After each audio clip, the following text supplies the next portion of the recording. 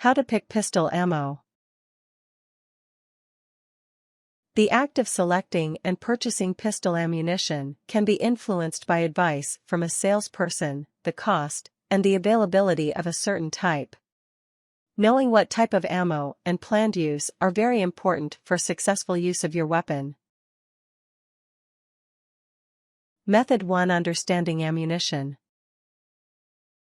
1. Look for a caliber stamped or marked on the frame or barrel of your pistol, such as 9mm, 45 ACP, or .38 SPCL.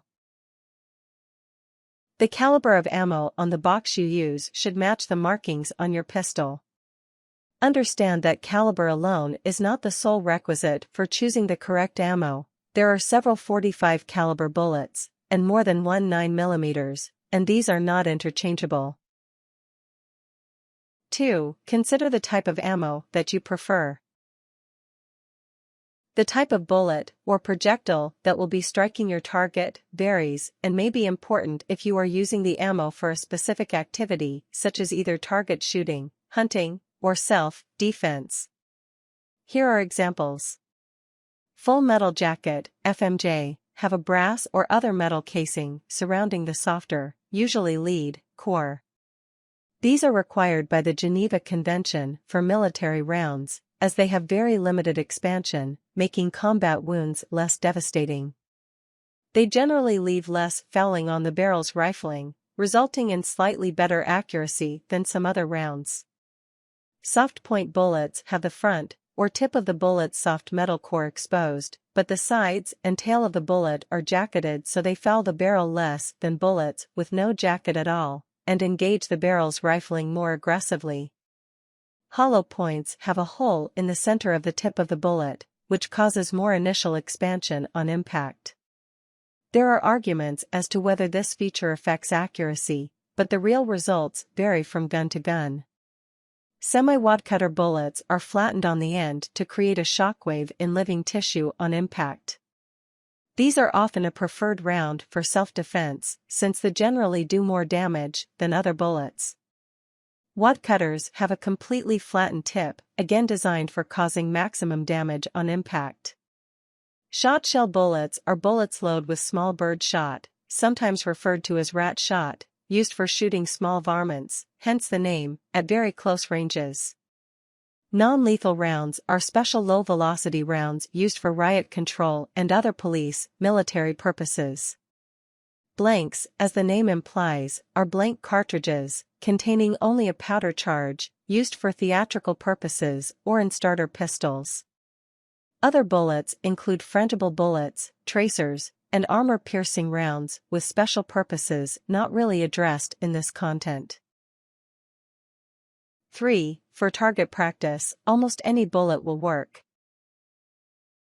All you are doing is putting holes in paper. However, trying different types of bullets while target shooting will give you an idea of how that bullet functions in your gun. How accurate the ammo is, and how dirty your gun becomes when using that ammo will be apparent as well. You can observe how much flash, noise, and recoil are produced.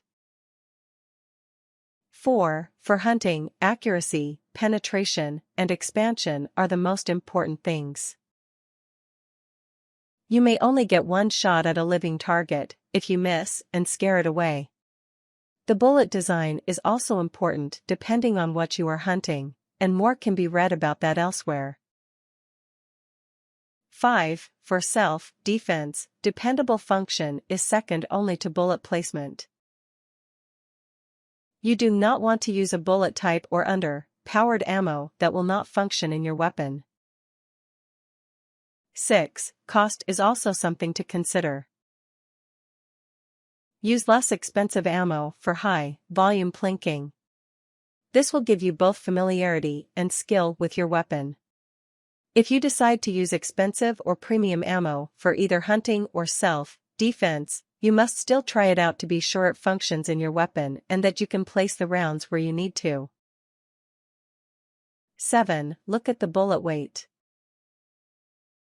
9mm bullets are usually available in loads of either 115, 124, or 147 grains.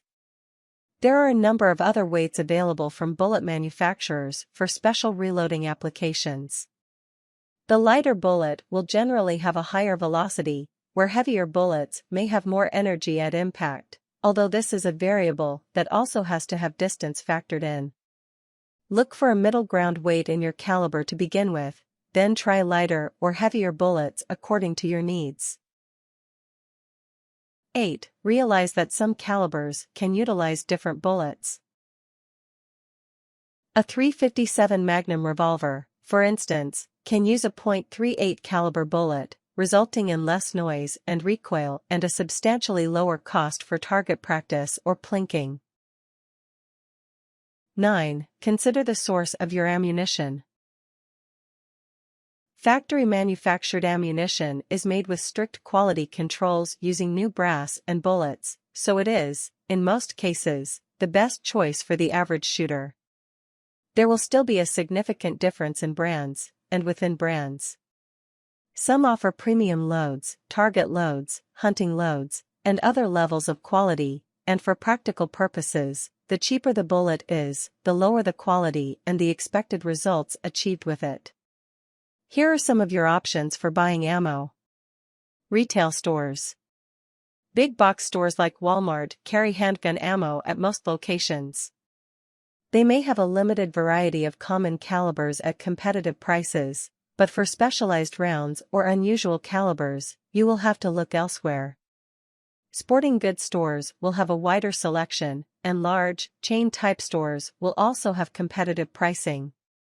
One advantage of shopping a sporting goods store with a firearms department is the likelihood the counter help will be more knowledgeable about the products they sell. Online ammo sellers. Websites like Ammo2Go, Cheaper Than Dirt, Midway USA, and Scott's Ammo offer wide ranges of calibers and bullet weights, as well as the aforementioned bullet types. They also often offer military surplus at reduced cost, and bulk purchases can further reduce the cost. To get a quick overview of the pricing of online bullets, go to ammozeek.com and enter the caliber you are looking for. They will give you a listing of prices from numerous online ammo sources. Reloaders. Although people may feel like it is a gamble to buy ammo from a reloader, there are some advantages, particularly with special loads like subsonic ammunition for noise suppression.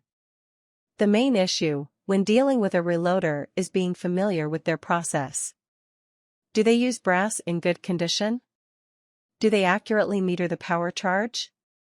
In other words, can you depend on a reloader to produce quality ammunition? Method 2 Ammunition Selection. 1. Realize that the best ammo will change according to purpose. Hunting? Target shooting? Self-defense? Cheapest for shooting lots of ammunition for fun? All these are different tasks, and take different ammo to do the job best. Not to mention, some firearms will tolerate very hot loads, while others will be rapidly worn out by shooting hot ammunition. A dealer or gunsmith can guide someone on a case-by-case, pistol-by-pistol basis. 2. Try a limited number of rounds before buying a stockpile of one particular type of bullet. You may find a round shoots dirty, doesn't shoot well in your gun, or for other reasons don't meet your expectations. This trial and error is the best way to refine your choice in the long run. 3. Read online resources or print publications for detailed information about bullet energy, ballistic data, and specific data about what weights of bullets are available for individual caliber guns. Method 3. How do you determine what bullet is right for you? 1. Look at the following list of questions you can ask yourself when you are deciding on a bullet. This assumes you have done some homework and tested different rounds. Does it operate reliably, no jams? Does it shoot accurately out of the pistol? This is a little hard to tell. It takes a lot of practice to be good enough to know that this good group and that bad group are due to ammunition differences, rather than because the shooter was more tired when he shot the bad group, or whatever else might have caused it, but if someone is good, they'll know. Is the ammunition designed to do the job the shooter has in mind? Like, is it a good defense round, or a good target shooting round, or a good hunting round? And for this, most folks depend on their dealer or on advertising. But if you buy ammunition that is designed to be, say, for self-defense, then check or reliability and accuracy, and you're probably okay. Tips. For consistent performance, use factory-produced ammo that is fresh and in good condition where practical. Ammo that has not been properly stored may have corroded cases that can cause jams, and powder or primers that have been exposed to moisture can misfire. Keep your weapon well maintained and clean to avoid jams and to improve accuracy. Talk to experienced shooters at the gun range or gun shows to find out particulars that only come from years of shooting.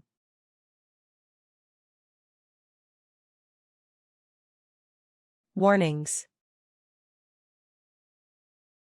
Dogmatically ascribe to the thought all firearms are always loaded and ready to discharge. Always treat firearms as if they are loaded. Even if you, yourself have carefully examined an arm, the arm must be always treated as if it is loaded and will fire. Commit to never touching the trigger and do not do it. Always point a firearm in a safe direction and know where the projectile will go if the arm fires for any reason.